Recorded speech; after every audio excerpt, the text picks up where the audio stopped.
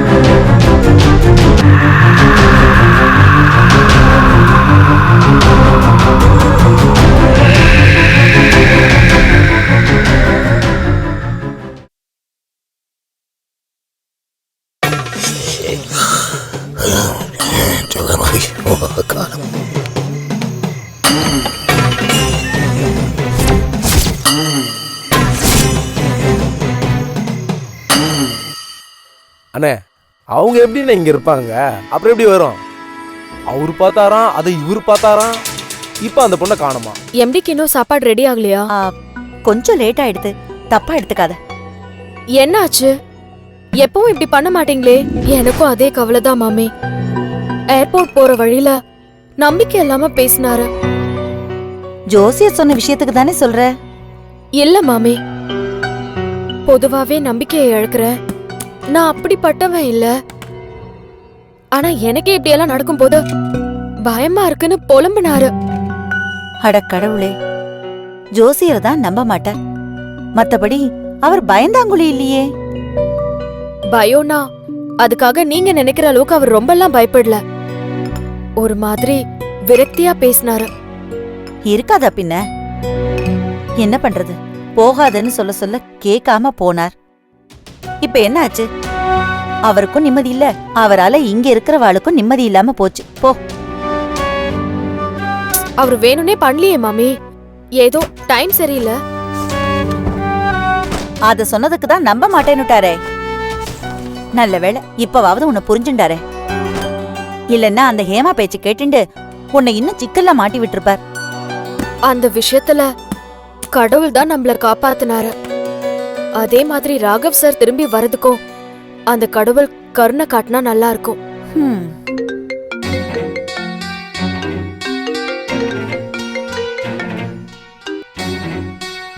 Hello sir. Karthika, நீ வீட்ல இருக்கியா இல்ல ஆபீஸ்ல இருக்கியாமா? வீட்ல இருக்கேன் சார். இப்பதான் சாப்பாடு எடுத்துக்கிட்டு அங்க வர போறேன். நம்ம ராகவ பத்தி ஒரு தகவலும் சொல்லலையாமா? என்ன ஆனாவன்? சார், அது ஆக்சுவலா தெரியுமா? சார், அதான் சார் அவரை. நீ ஒன்னும் சொல்ல வேணாம். என்ன நடந்திருக்கும்னு நான் சொல்லவா? ராகவ பத்தி எனக்கு தெரியாதாம்மா. இங்கிருந்து போன உடனே ஃப்ரெண்ட்ஸுங்களை பார்த்துருப்பான். எல்லாத்தையும் மறந்துட்டு ஜாலியா ஊர் சுத்திக்கிட்டு இருப்பான். ஒரு ஃபோன் கூட பண்ணியிருக்க மாட்டானே. அவரு உங்களுக்காக டாக்டர் ஃபிக்ஸ் பண்ற டென்ஷன்ல இருக்காரு. அதான் நானும் அவரை டிஸ்டர்ப் பண்ணல. அப்படியெல்லாம் விடவே விடாது கார்த்திகா. விட்டா அவன் கேர்லெஸ்ஸா இருந்துருவான். அப்படியெல்லாம் இருக்க மாட்டார் சார். உங்க ஞாபகமாவே தான் இருக்காரு. அதுக்கு நீ ஏமா வருத்தப்படுற? அப்படியெல்லாம் இல்ல சார்.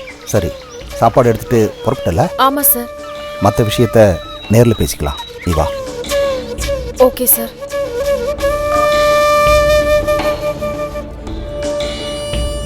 ராகவ் சார் பத்தி கேக்குறார் மாமி. சமயம் பார்த்து அவரண்ட உண்மையை சொல்லிடணும் கார்த்திகா. ஆமா மாமி, அப்புறமா லேட்டா தெரிஞ்சா ஏன் மறைச்சிங்கன்னு கோவப்படுவாரு.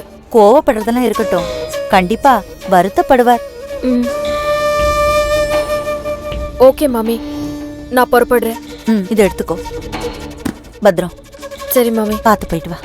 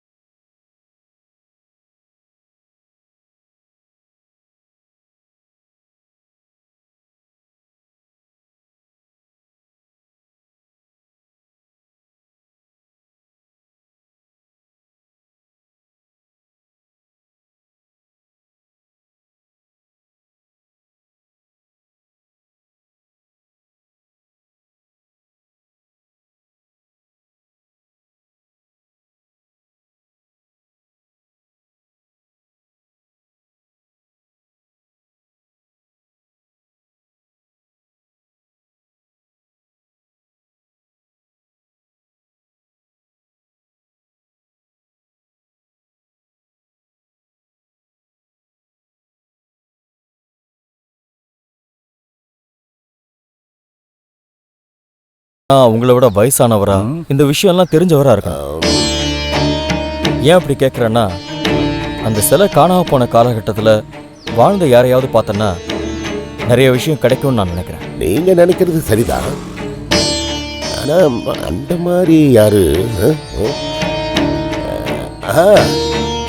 நரசிம்ம குருக்கள் ஒருத்தர் இருந்தார். அவர்தான் இதுக்கு சரியான ஆள். நரசிம்ம குருக்களா? உங்களை விட ரொம்ப வயசானவரா? ஆமா, அவர்தான் சுவாமிக்கு ரொம்ப நாளா பூஜை பண்ணியிருந்தார். சுவாமி சில காணாம போனதுல இருந்து அவருக்கு வருத்தம். கடைசி காலத்துல ஊர்ல தங்காம அவருடைய மருமகளோட போய் தங்கிட்டார். இப்போ அவருக்கு உடம்பு சரியில்லை. ஆனா அவர் பேருக்கு ஏத்த மாதிரி நரசிம்ம குருக்களுக்கு கோபம் மூக்குக்கு மேல வரும். அது பரவாயில்ல குருக்களே, கோபமா இருக்கிறவங்க உண்மையா இருப்பாங்க. பரவாயில்லையே, கோபம் இருக்கிற இடத்துல தான் குணம் இருக்குன்னு சொல்லுவா. அதை நீங்க மாத்தி சொல்றேன். அது பழமொழி. இது நான் பிராக்டிக்கலா பல பேர்கிட்ட பார்த்த விஷயம். கோபத்தை சரியா பயன்படுத்தினா நிறைய விஷயங்களை சாதிக்கலாம். ஆனா அதை கவனமா ஹேண்டில் பண்ணலன்னா உயிர் நண்பன் கூட ஒதுங்கி போயிடுவான். ஆமாமா, அனாவசியமா கோபப்பட்டோம்னு வச்சுக்கோ, அது நமக்கும் நல்லதில்ல, நம்மளை சுத்தி இருக்கிறவங்களுக்கும் நல்லதில்ல. நீங்க சொல்ற காரணம் இல்லாத கோபம் எப்படின்னா, நாம விஷம் சாப்பிட்டுட்டு எதிரி சாகணும்னு எதிர்பார்க்குற மாதிரி. விஷம் சொன்னேள். அப்போ நீங்க நரசிம்ம குருக்குள்ள போய் பார்க்க போறேன். ஆமா, அந்த கோயில் சில சம்பந்தமா யார் கிடைச்சாலும் அவங்கள நான் விடுறதா இல்லை. அவங்கள சந்திச்சு பேசணுங்கிற முடிவோட இருக்கேன். நீங்க சொன்ன தகவலுக்கு ரொம்ப நன்றி. பத்ரம், உங்களுக்கு நல்ல சங்கதி கிடைக்கும். அதுக்கு என்னுடைய ஆசீர்வாதம். அந்த பகவானை நம்பி போங்க, தைரியமா செய்யுங்க.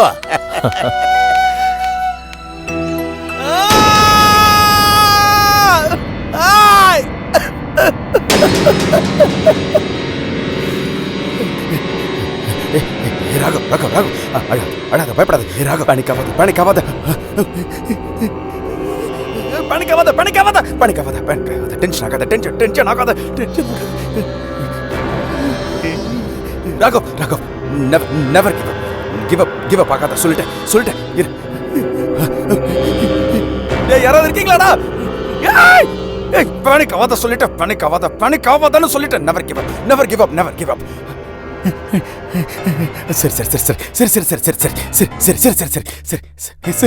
சரி. டேய் ராகவ், இங்க பாரு, உன்னை கடத்திருக்காங்கடா. டேய், யாராவது இருக்கீங்களாடா?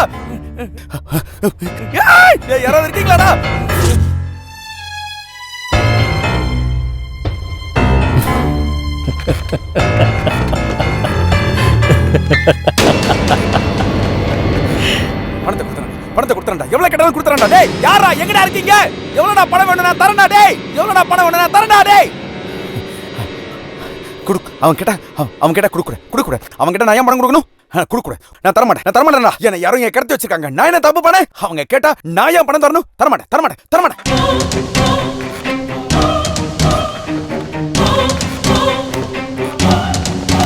Raghav, you can. என்ன கட்டி போட்டிருக்கீங்களோ?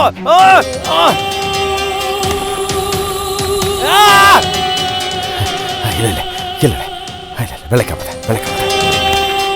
அப்பா அடிக்கடி ஏதோ ஒன்று சொல்லுவாரு. என்ன ஒன்று சொல்லுவாரு? அப்பா சொல்லுவாரு, தேவைகள் தான் கண்டுபிடிப்புகளின் தாய். சோ இப்போ உனக்கு இங்க தேவை. இங்க இருந்து நீ தப்பிக்கணும். அதுக்கு என்ன வழி? அதை மட்டும் யோசி. உனக்கு ஒரு தேவை இருக்குன்னா அப்ப அதுக்கான வழியை நீ தான் கண்டுபிடிக்கணும். நீ தான் எஸ்கேப் பண்ணணும். ஓகே, கண்டுபிடி. திங்க். காமார.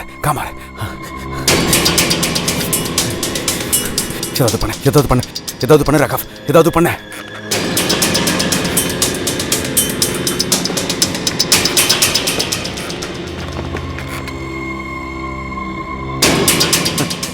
என்னடா அதுல பாக்குறீங்க? டேய், நான் பயப்படவே மாட்டேன்.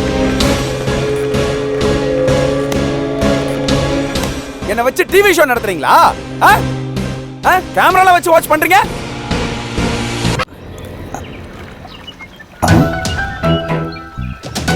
என்னாச்சு கார்த்திகா? ஏன் ஒரு மாதிரி டல்லா இருக்க? அப்படியெல்லாம் ஒன்றும் இல்லை சார், கொஞ்சம் தலைவலி, அவ்வளோதான்.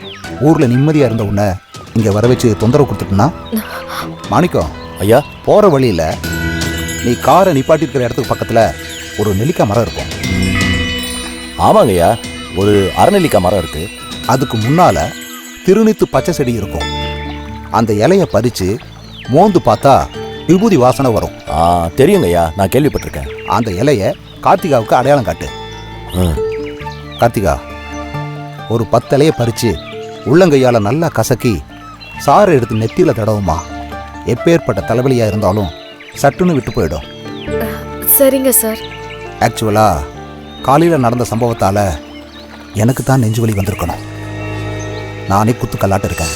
என்னங்கய்யா பெரிய வார்த்தைலாம் போய் சொல்கிறீங்க? என் மகன் ராகவுக்கு ஏதோ ஆபத்து வரும் போல தோணுது.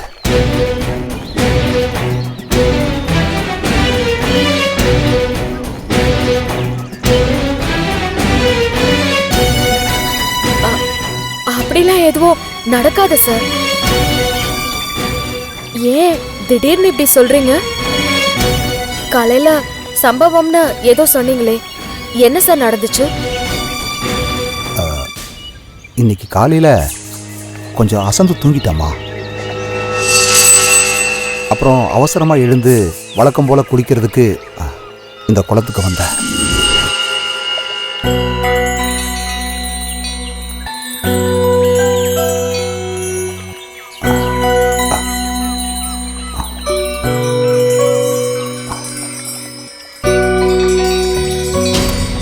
ராமநாதா, ராமநாதா,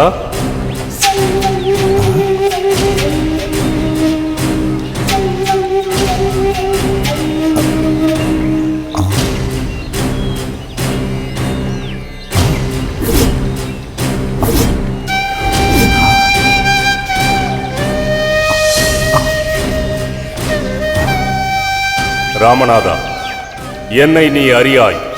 ஆனால் நான் உன்னை, உன் நிலையை, உன் குடும்பத்தை என சகலமும் அறிவேன்.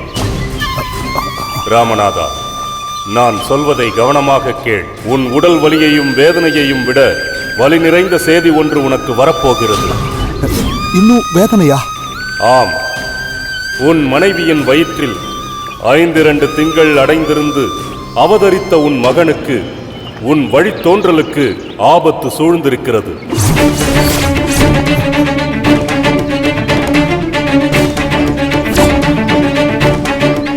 உன் பரம்பரை ஊழ்வினை உன் காலை சர்ப்பமாக சுற்றி இருக்கிறது. உன் வாரிசை குறிவைத்திருக்கிறது. கவனம், கவனம், கவனம்.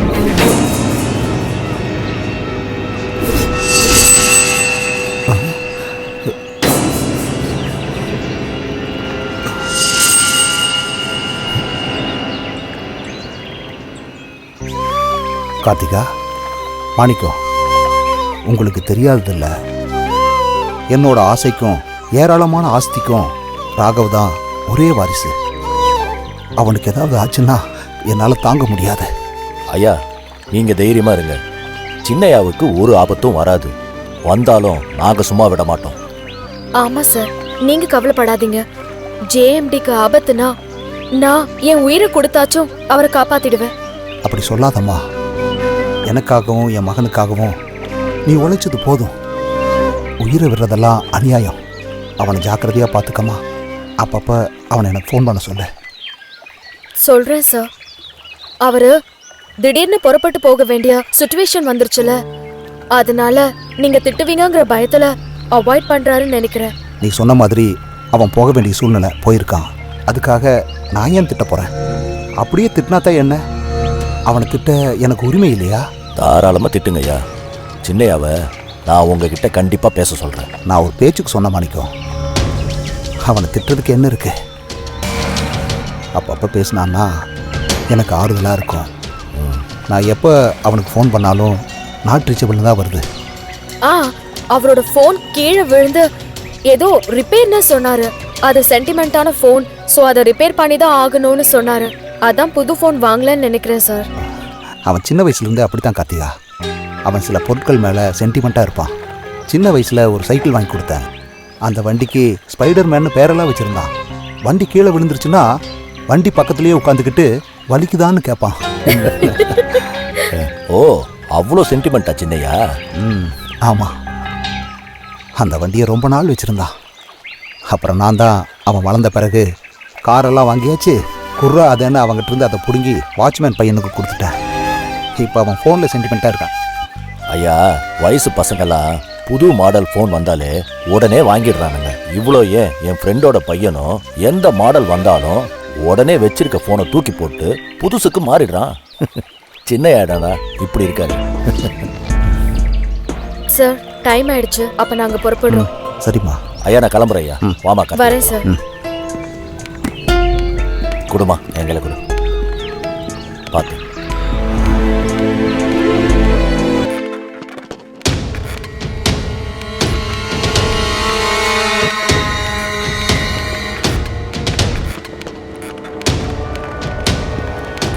Good morning sir.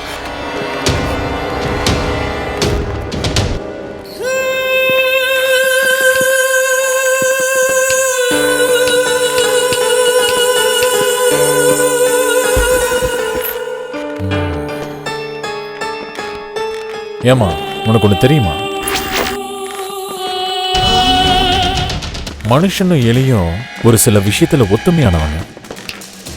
புரியல குரு, எப்படி? எலி தொல்லை அதிகமாகி கூண்டுல வடையும் தேங்காவையும் வச்சு எலியை பிடிச்சிருக்கியா? இல்ல குரு. அப்படி கூண்டுல வடைக்காக மாட்டின எலி மாட்டின செகண்ட்ல இருந்து தப்பிக்கிறதுக்காக அங்கேயும் இங்கேயும் ஓடும். ஆனா உள்ள இருக்கிற வடைய சாப்பிடாது. ஓ, அந்த மாதிரி தான் மனுஷனும் கடத்திட்டு வந்து அடைச்சு வச்சா தப்பிக்க ட்ரை பண்ணிக்கிட்டே இருப்பான். நம்ம ராகவ் மாதிரி. என்ன, உனக்கு சம்பளம் கொடுக்கிற பாச பத்தி சொன்ன உடனே ஃபீலிங்கா? ஒன்னு ஞாபகம் வச்சுக்கோ, அவனை விட நான் உனக்கு அதிகமா பணம் கொடுக்குறேன். ஏன்னா ரிஸ்க் எடுக்கிறீங்க, அதானே? ஆமாம் குரு. சரி, ராகவ் வீட்டுல என்ன விசேஷம் அதை சொல்லு. நீங்க சொன்ன மாதிரி நானும் பரந்தாமனும் அவங்க என்ன செய்யறாங்க ஏது செய்யறாங்கன்னு கவனிச்சுட்டு தான் இருக்கோம் குரு. அவங்க அழுது புலம்புறது, ஜோசியக்காரங்க கிட்ட போறது, அது எல்லாத்தையும் விட்டுரு. காணாம போனவனோட வீடு கண்ணீரும் கம்பளையுமா தான் இருக்கும். அந்த ஜோசியக்காரனாலலாம் ஒன்றும் செய்ய முடியாது. மிஞ்சி போனா வடமேற்கு திசையில சோறு தண்ணி இல்லாம கஷ்டப்படுறாருன்னு ஜோசியம் பாதி கற்பனை மீதின்னு அடிச்சு விடுவான். ஆனா ராகவ் சாரோட பெரியப்பா பையன் ஒருத்தர் போலீஸ்ல இருக்காரு. அதான் சொன்னீங்களே ருத்ரா, அந்த நடவடிக்கையை மட்டும் பக்காவா கவனிக்கணும். கண்டிப்பா குரு. அவங்க இவரை காணோன்னு ரொம்ப தவிக்கிறாங்க.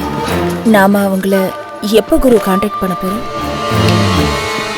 நாம நிறைய காசு கறக்க வேண்டியிருக்கு. அதனால ஒவ்வொரு ஸ்டெப்பையும் பார்த்து கவனமா வைக்கணும். புரியுதா? நம்மளோட நெக்ஸ்ட் மூவ் என்ன குரு? இந்த ராகவ் பையன் காணாம போன விஷயம் ராமநாதனுக்கு தெரியுமா? அது தெரியலையே குரு. அத முதல்ல கண்டுபிடி. நம்ம அடுத்த மூவ் என்னங்கிறத அப்புறம் சொல்றேன். நீ போலாம். நான் வரேன் குரு.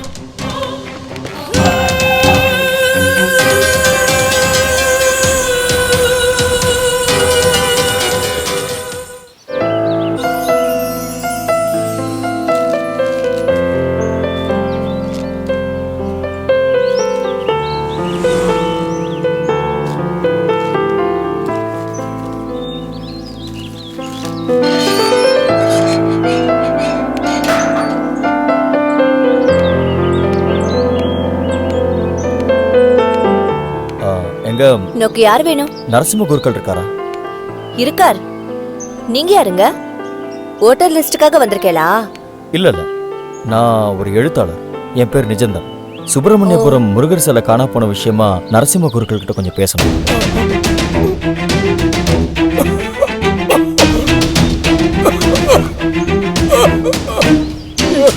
கேட்டேளா இருமல் சத்தத்தை?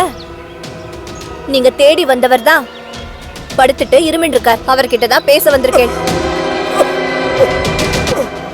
அப்ப அவர்கிட்ட பேச முடியாதா? அவர் பேசிட்டா மட்டும் பாலும் தேனும் ஓடுமா?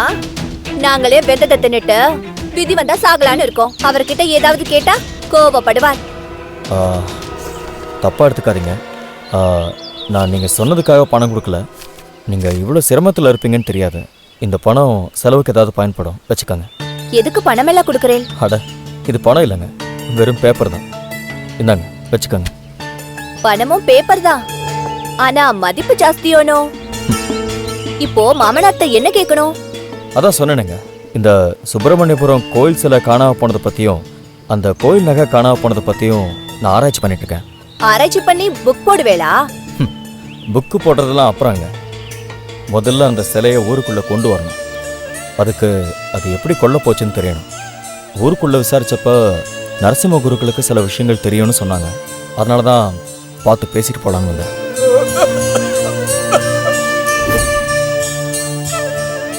நீ தேடிக்கிட்டு இருக்கிற ராகவ் என்கிட்ட தான் இருக்கான்.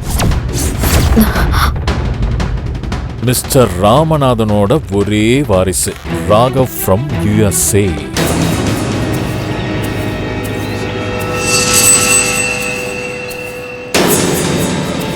சார் சார் சார் சார் வாங்க சார், வாங்க வாங்க. இது ஒரு ஆபத்தான கிணறு. இதை எட்டி பார்த்தவங்க யாரும் திரும்பி வந்ததே இல்லை.